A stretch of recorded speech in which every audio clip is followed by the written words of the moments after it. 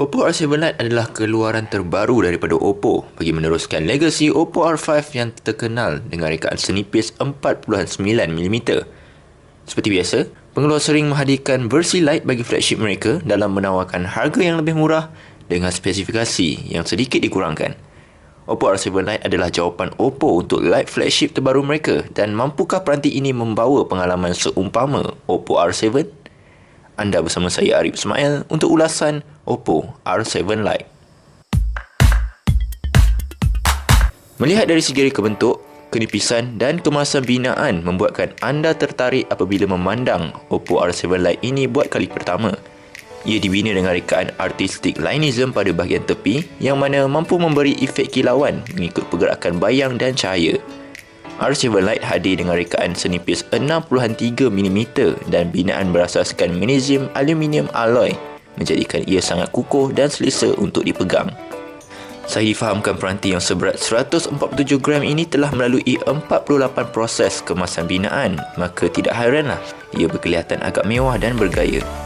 Meneliti di bahagian sisi peranti, saya berasa agak kekok dengan kedudukan butang kuasa apabila ia diletakkan di bahagian kiri. Seringkali saya menekan butang pelarasan suara di bahagian kanan peranti kerana sudah terbiasa dengan butang kuasa pada peranti lain. Di atas butang pelarasan suara terdapat slot dual SIM yang mana ruang SIM kedua boleh dijadikan sebagai slot microSD apabila SIM tersebut tidak digunakan. Pada bahagian atasnya pula terdapat lubang headset jack 3.5mm dan bahagian bawahnya pula menempatkan sambungan micro USB.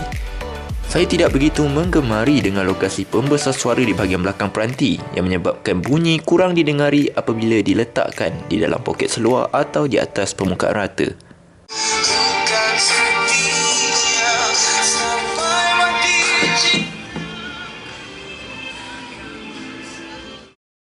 Penggunaan skrin Gorilla Glass 3 dengan kemasan kaca sisi melengkung 2.5D bukan sahaja melindungi keselamatan skrin, malah cukup menjadi daya tarikan pada pandangan mata. Tidak seperti R7 yang didatangkan dengan skrin 1080p, skrin R7 Lite telah dikurangkan kepada resolusi 720p yang juga pada saiz skrin sebesar 5 inci. Saya boleh katakan sebarang piksel agak sukar dilihat walaupun skrin hanya didatangkan dengan 294 ppi.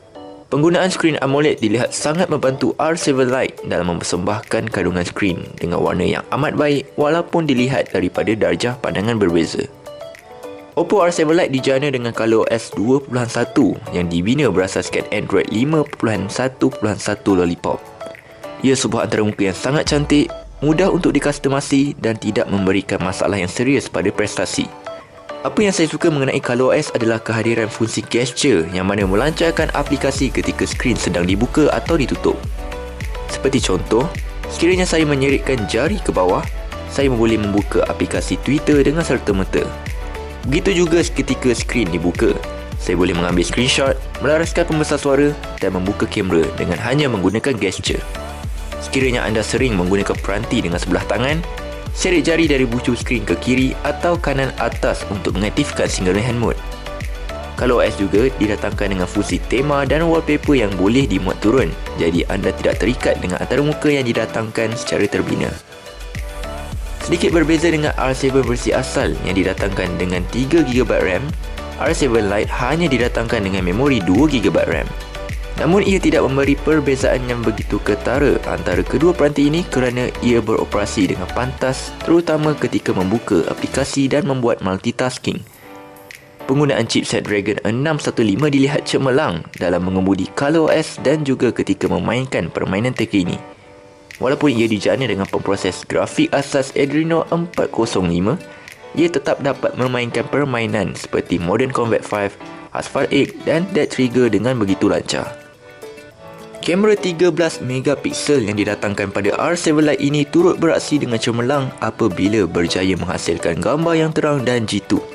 Saya telah mencuba menggunakan kamera peranti ini pada beberapa situasi seperti indoor dan lokasi kurang cahaya dan hasilnya ia tidak memberikan kesan noise yang ketara.